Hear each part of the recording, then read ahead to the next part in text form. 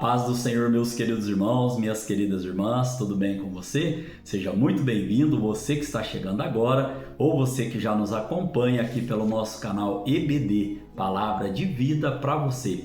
Nós estaremos iniciando agora o terceiro trimestre aqui pela classe dos adultos da nossa Escola Bíblica Dominical. Estaremos estudando a revista que tem como tema A Igreja em Jerusalém, Doutrina, Comunhão e Fé, a base para o crescimento da igreja em meio às perseguições, amém? Nós temos como comentarista para esta revista deste trimestre aqui, o pastor José Gonçalves. E nesta oportunidade estaremos estudando aqui o seguinte tema, a igreja que nasceu no Pentecoste. Aqui, irmãos, nós temos como texto áureo Atos dos Apóstolos, capítulo 2, no versículo de número 4, que diz assim: E todos foram cheios do Espírito Santo e começaram a falar em outras línguas, conforme o Espírito Santo lhes concedia que falassem.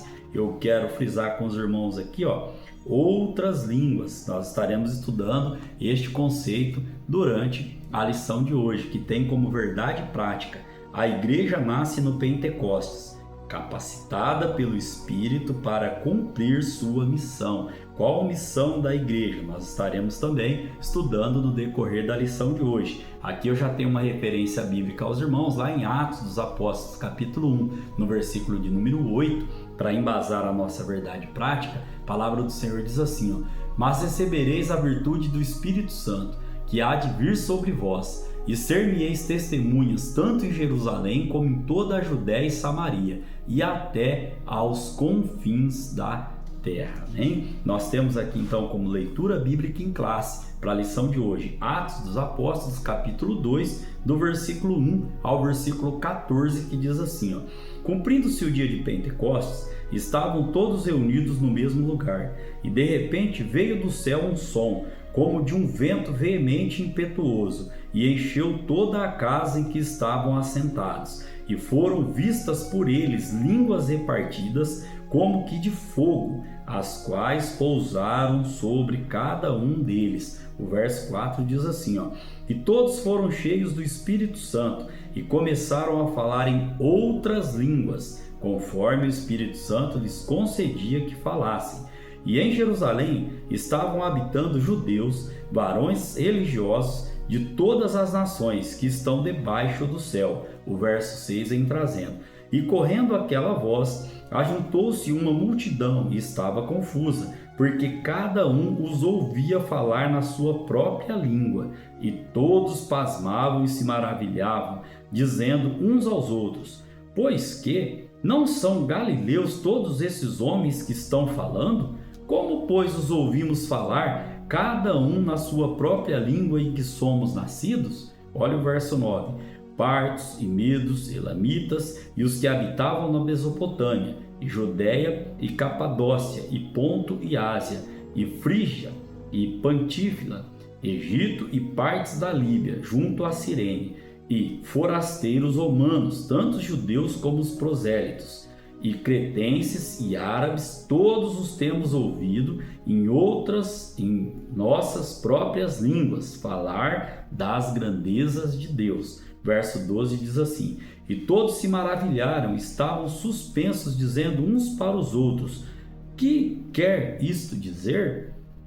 E outros zombando diziam, Estão cheios de mosto. Verso 14 diz assim, Pedro, porém, pondo-se em pé com os 11, levantou a voz e disse-lhes, Varões judeus e todos os que habitais em Jerusalém, seja-vos isto notório e escutai as minhas palavras. Aqui, irmãos, nós, até nos dias de hoje, nós vemos aqui duas classes de pessoas, aquelas que creem na palavra do Senhor e aquelas que continuam zombando da palavra do Senhor. Nós estaremos estudando todo esse contexto de Atos dos Apóstolos, capítulo de número 2, no decorrer da nossa lição de hoje, que terá 3 objetivos. O primeiro, apresentar a natureza do pentecostalismo bíblico.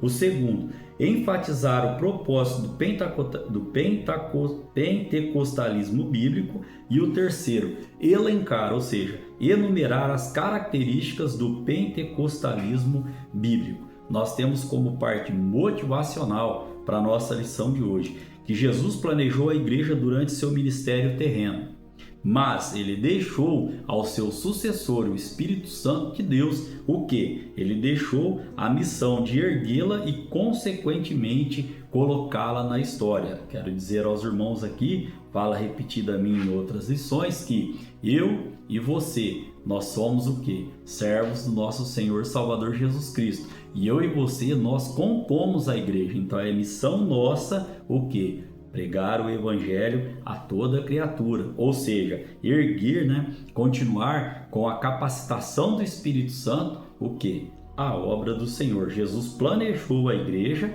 e ele deixou ao seu sucessor o que? A missão de erguê-la, e cabe a mim e a você estarmos sendo o que? Também movidos e capacitados pelo Espírito Santo de Deus, fazer parte de deixar de colocar a igreja, melhor dizendo aqui, na história da humanidade. Temos que dar bons testemunhos. Nós temos então aqui, irmãos, como palavra-chave para a nossa lição de hoje, Pentecostes. Nós vamos ver o conceito já bem conhecido dos irmãos a respeito de Pentecostes. Temos como parte de introdução para a nossa lição de hoje, que a igreja nasceu no dia de Pentecostes. O Pentecostes era uma festa mais importante dos judeus e acontecia 50 dias depois da Páscoa. E foi nesse dia especial que Deus derramou o Espírito Santo sobre os discípulos, batizando-os. E aqui ainda podemos trazer aos irmãos que o Pentecostes foi uma prova clara de que Jesus havia ressuscitado. E nós vamos ver também o propósito do dia de Pentecostes. Desse derramamento do Espírito Santo foi dar poder à igreja para testemunhar de Cristo ao mundo e levá-la à verdadeira adoração. Aqui eu gostaria também de estar lendo com os irmãos Atos dos Apóstolos, capítulo 2, versículo 16 ao 18, que faz parte aqui deste contexto que estaremos estudando. Diz assim o texto: mas isto é o que foi dito pelo profeta Joel: e nos últimos dias acontecerá, diz Deus, que do meu espírito derramarei sobre toda a carne, e os vossos filhos e as vossas filhas profetizarão, os vossos jovens terão visões, e os vossos velhos terão sonhos. E também do meu espírito derramarei sobre os meus servos e as minhas servas naqueles dias, e profetizarão. Então, nós temos a confirmação, em Atos dos Apóstolos, capítulo 2, da profecia lá do profeta Joel no Antigo Testamento. Joel aqui, capítulo de número 2, que nós acabamos de estar lendo aqui aos irmãos. Então aqui, irmãos, depois da parte de introdução da nossa lição de hoje, nós estaremos estudando os tópicos referentes à nossa lição. O primeiro tópico ele tem como tema a natureza do Pentecostes bíblico. O subtópico, o primeiro subtópico, ele traz o tema de natureza divina. Aqui o autor da revista, ele nos coloca: os estudiosos da Bíblia explicam que estes sinais são manifestações da presença de Deus, chamadas de teofanias, conforme Atos dos Apóstolos, capítulo 2, no versículo de número 3, que nós já fizemos menção na nossa leitura bíblica em classe. Isso significa que Deus se revelou de maneira visível e audível, assim como fez no Monte Sinai quando entregou a lei a Moisés. Lá em Deuteronômio capítulo 4, no versículo de número 36, nós podemos ler: desde os céus te fez ouvir a sua voz, para te ensinar, e sobre a terra te mostrou o seu grande fogo, e ouviste as suas palavras no meio do fogo. Caminhando agora, irmãos, para o segundo subtópico, nós vamos entender, o quê? Que foi um evento, o dia de Pentecostes, um evento paralelo ao evento ali do Monte Sinai. O tema diz assim, um evento paralelo ao Sinai. Assim como no Sinai, onde a presença de Deus se tornou real, e nós já falamos aqui, maneira visível e audível, aqui o Pentecostes marcou o encontro do Espírito de Deus com a igreja. Agora vamos ver qual foi a diferença ali, se é que nós podemos dizer assim.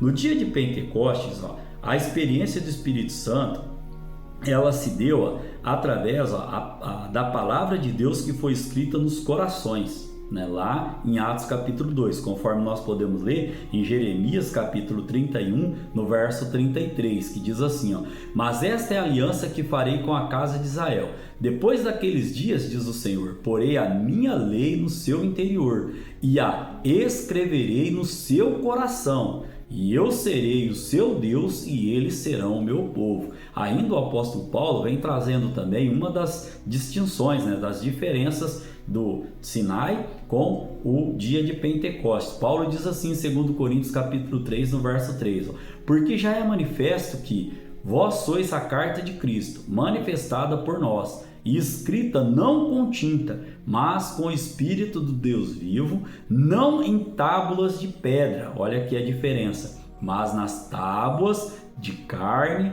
do coração. Já lá no Monte Sinai, a letra da lei foi escrita em tábuas de pedra. Deuteronômio, capítulo de número 9, no verso 10 e 11, vem reafirmando isso. E o Senhor me deu as duas tábuas de pedra, escritas com o dedo de Deus, e nelas estava escrito conforme todas aquelas palavras que o Senhor tinha falado convosco no monte, do meio do fogo e no dia da Assembleia. Então aqui, lá no Monte Sinai, foi escrito a lei na pedra.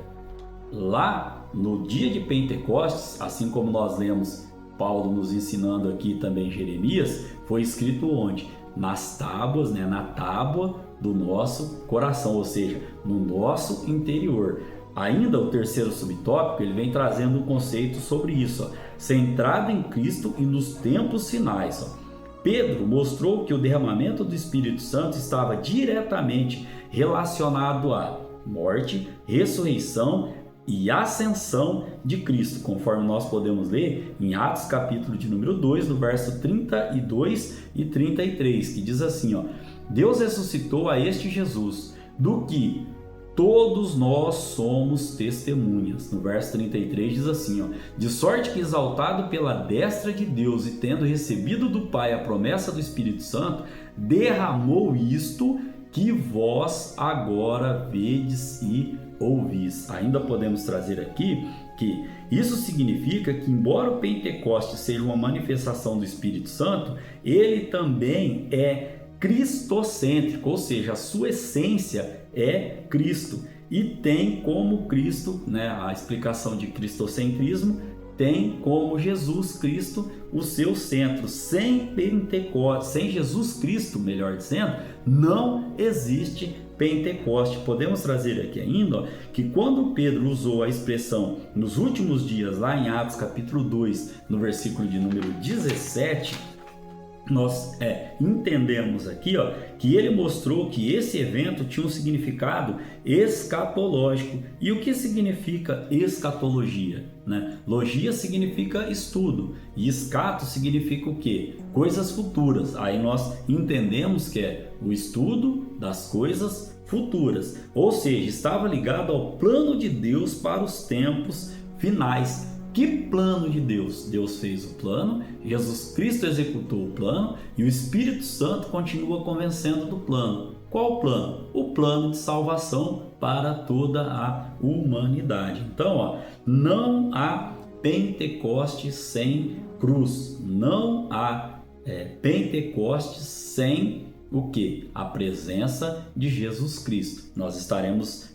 adentrando neste conceito também, diferença de salvação com batismo no Espírito Santo, no decorrer da nossa lição de hoje. Este tópico, então, irmãos, ele trouxe como resumo: o Pentecoste bíblico é um evento de natureza divina centrado em Cristo e nos tempos finais, como nós estudamos aqui no tópico de número 1, que tem, irmãos, duas questões para fixação do conhecimento. Quais são essas questões? Quais fenômenos registrados em Atos capítulo 2 são considerados teofânicos? E a segunda questão: segundo o apóstolo Pedro, qual profecia do Antigo Testamento se cumpriu no Pentecoste e como isso demonstra o aspecto escatológico deste evento? Eu deixo as respostas aqui nas lâminas da nossa apresentação e também lá no decorrer ali na descrição do vídeo. Se não estiver aqui nas lâminas, né, nos slides, você vai encontrar lá na descrição do vídeo, amém? Caminhando aqui para o tópico de número 2, nós estaremos estudando o propósito do Pentecostes bíblico. Aqui também nós temos, né, dois subtópicos para estarmos analisando. O primeiro, promover a verdadeira adoração. Não podemos perder de vista o que o Pentecostes produz internamente na vida do crente. O que? A adoração ao nosso Deus.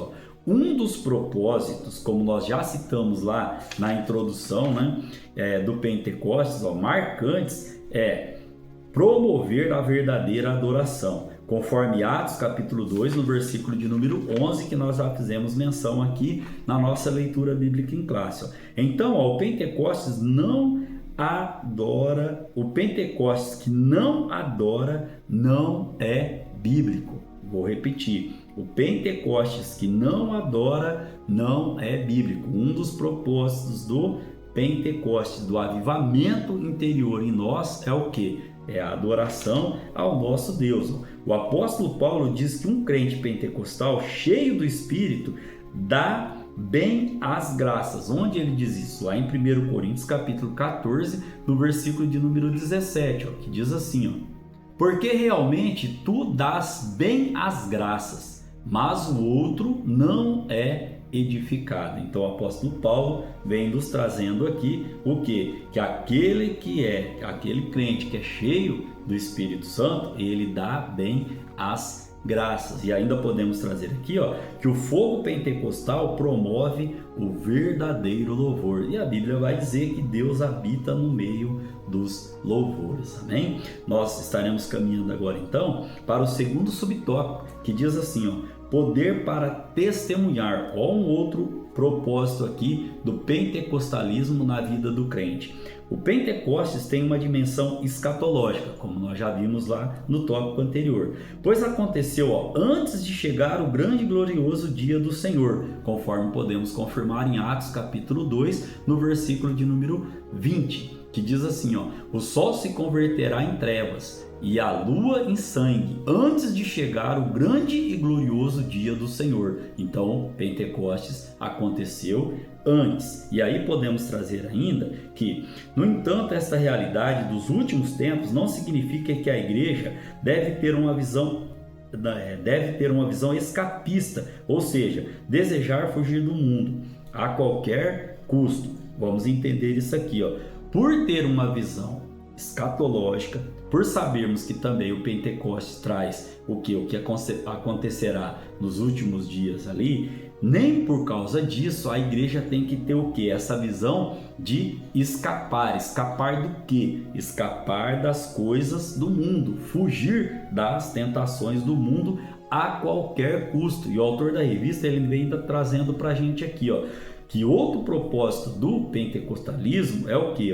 O Pentecostes não foi dado para que os crentes se isolassem, mas para que fossem capacitados a testemunhar e viver no mundo. Oração de Jesus Cristo lá em João capítulo 17. Ele ora ao Pai dizendo que não nos tirasse do mundo, mas que nos capacitasse, nos fortalecesse para viver no mundo. E aqui, um outro propósito de você ser cheio do Espírito Santo, um outro propósito do pentecostalismo na vida do crente é o que? É nós sermos testemunhas capacitadas para continuarmos vivendo no mundo e não nos misturarmos com as coisas do mundo. O autor da revista, o comentarista, melhor dizendo, da revista, o pastor José Gonçalves, ele ainda traz para a gente, a igreja deve aguardar com esperança, mas também cumprir a missão e ir até o fim nessa missão. E para isso ela necessita do quê? De poder divino, ela necessita de ser cheia do Espírito Santo. E volto a frisar, quem é a igreja? A igreja sou eu, a igreja é você. Nós compomos o corpo de Cristo. E ainda podemos trazer uma referência bíblica lá em Lucas capítulo 24, no verso 49, que diz assim, ó: E eis que sobre vós envio a promessa de meu Pai. Ficai, porém, na cidade de Jerusalém, até que do alto sejais revestidos de poder. Porque qual o propósito, qual o objetivo de sermos revestidos de poder? Continuarmos a missão da igreja. Qual é a missão da igreja? Pregar o evangelho a toda criatura, hein? Nós temos como resumo deste tópico de número 2, o propósito do Pentecostes bíblico um deles, promover a verdadeira adoração e capacitar os crentes para testemunhar, né? Aqui também, irmão, nós temos duas questões para fortalecer o nosso conhecimento. Quais são elas? Cite um dos propósitos marcantes do Pentecostes em Jerusalém, conforme Atos capítulo de número 2. A outra questão, segundo Atos capítulo de número 1, verso 8, que eu citei lá na verdade prática, para que a igreja necessita do poder do Espírito Santo? Para que a igreja necessita do poder do Espírito Santo? Acabamos de trazer este contexto aqui aos irmãos, né? Caminhando agora para o tópico de número 3 da nossa lição, características do Pentecostes bíblico. Aqui, diferente do tópico de número 2, que nós tínhamos 2 subtópicos, nós teremos 3 subtópicos. O primeiro, uma experiência específica. No dia de Pentecostes, olha só, o Senhor Jesus batizou quase 120 pessoas no Espírito Santo, conforme nós podemos ler em Atos dos Apóstolos, capítulo de número 1, no verso de número 5, que diz assim, ó: Porque na verdade João batizou com água, mas vós sereis batizados com o Espírito Santo, não muito depois destes dias. Uma confirmação ali de que Jesus Cristo, em Atos, capítulo 1, no verso eu li o verso de número 5, os irmãos podem estar lendo até o verso de número 8. Foram batizadas quase 120 pessoas. E essas pessoas já eram regeneradas, isto é, elas já eram salvas, conforme nós podemos ler em João capítulo 15, versículo de número 3, que diz assim, ó: Vós já estáis limpos pela palavra que vos tenho falado. E essas pessoas também já tinham seus nomes ali escritos no livro da vida. Diz assim Lucas capítulo 10, no versículo 20, ó: Mas não vos alegreis porque se vos sujeitem os espíritos.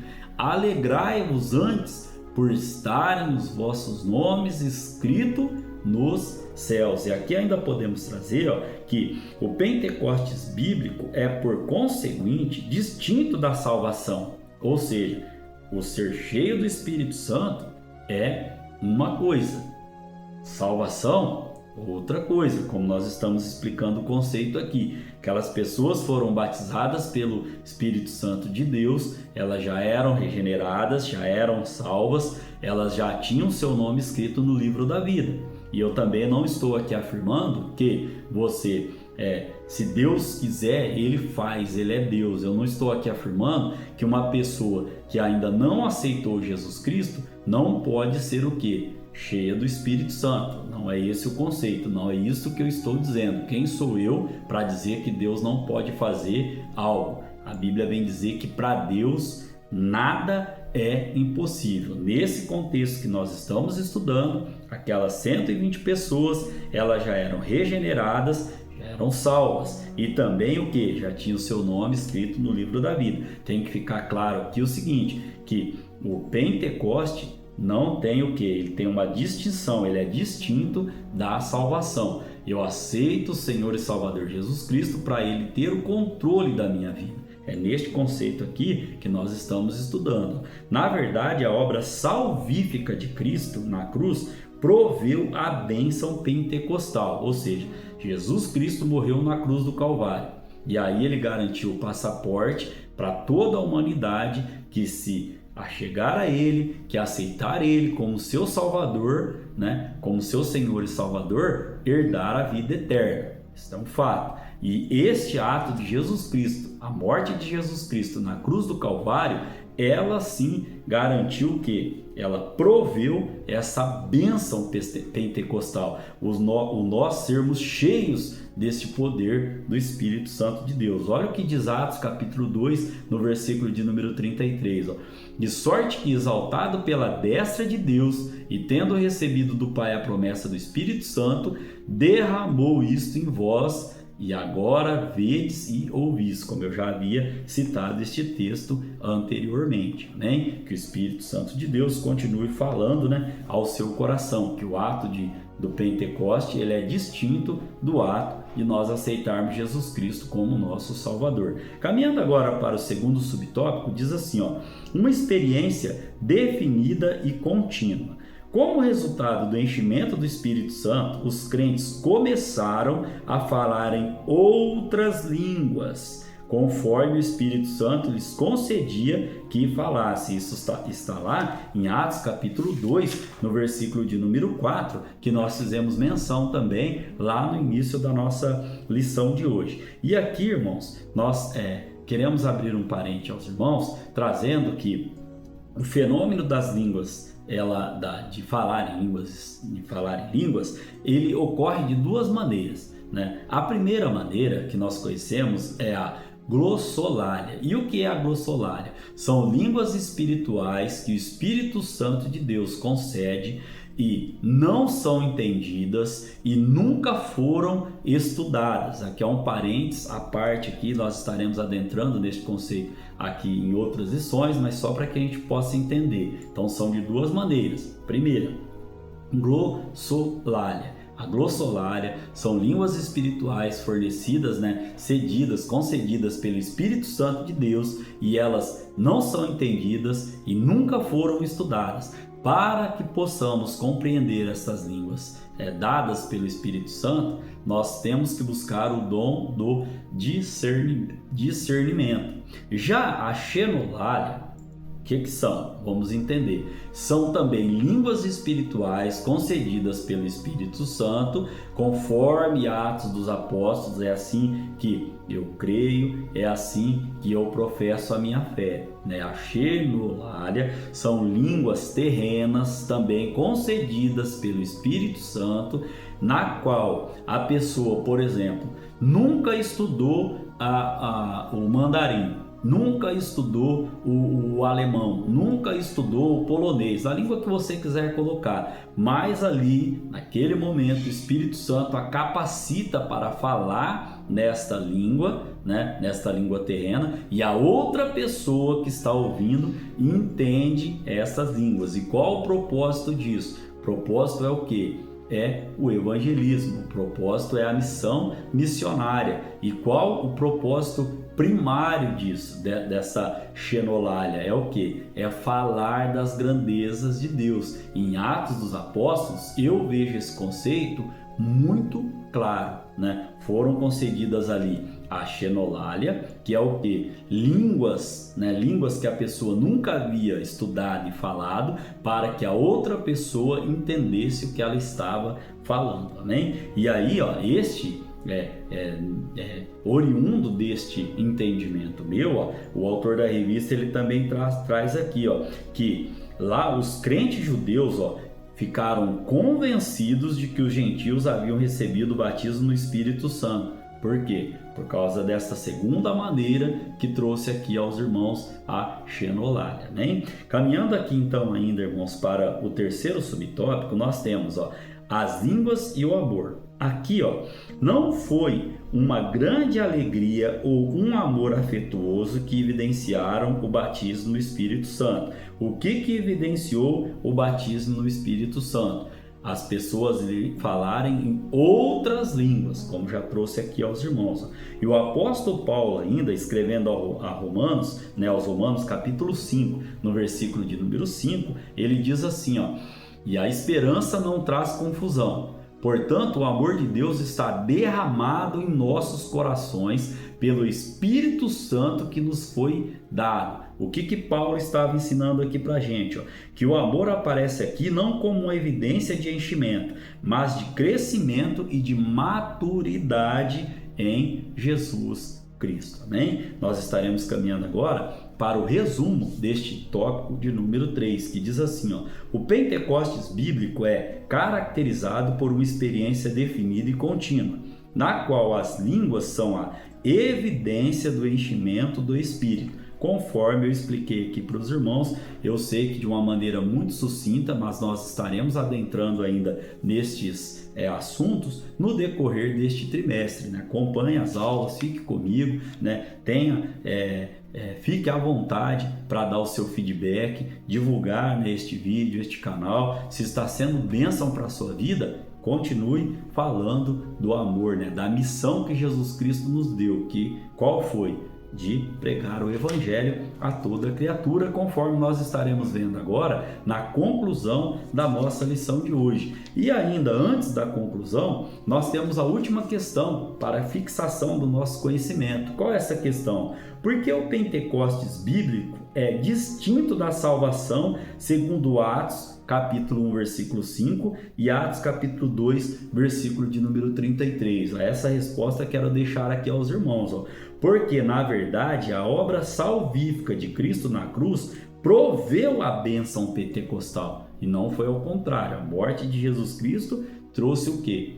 O pentecostalismo ao crente, que é o quê? O ser cheio do Espírito Santo de Deus. Caminhando então agora para a nossa conclusão, podemos dizer que o Pentecostes marcou o início da era da igreja. Grava isso, irmãos, marcou o início da era da igreja, apesar de ter uma linha de teologia, alguns estudiosos que diz que a igreja não nasceu nesse dia, mas nós cremos desta maneira, que a igreja do Senhor, ela foi marcada, ela nasceu ali no dia de Pentecostes, e o Espírito Santo os inseriu no corpo de Cristo, que é a igreja. Deus deseja uma igreja capacitada para cumprir a sua missão. E qual é a missão? Como nós estudamos na lição, pregar o Evangelho ao mundo. Então aqui, como parte, né, de conclusão, finalmente da aula aqui, essa missão só pode ser realizada com êxito, ou seja, com sucesso, pelo poder do Espírito Santo derramado sobre nós. Amém? Que Deus em Cristo Jesus continue falando ao seu coração. Querendo Deus, estaremos aqui para estudar a lição de número 2, que terá como tema a Igreja de Jerusalém, um modelo a ser seguido. Amém? Que Deus em Cristo Jesus continue abençoando a sua vida, continue abençoando a sua família, continue abençoando o seu trabalho e o seu ministério.